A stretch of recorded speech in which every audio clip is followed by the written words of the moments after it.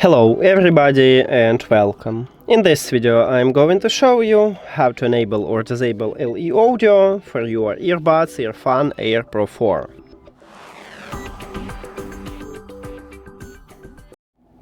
You have to start by open EARFUN audio application.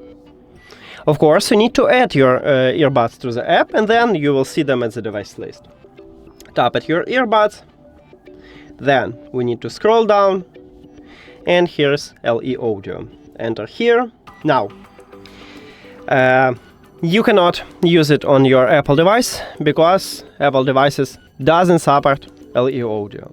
Also, when we enable it, and to enable it, you need to tap on time at the slider near to it. If the slider have empty background, it will disable LDAC and aptX codec for you, and also game mode.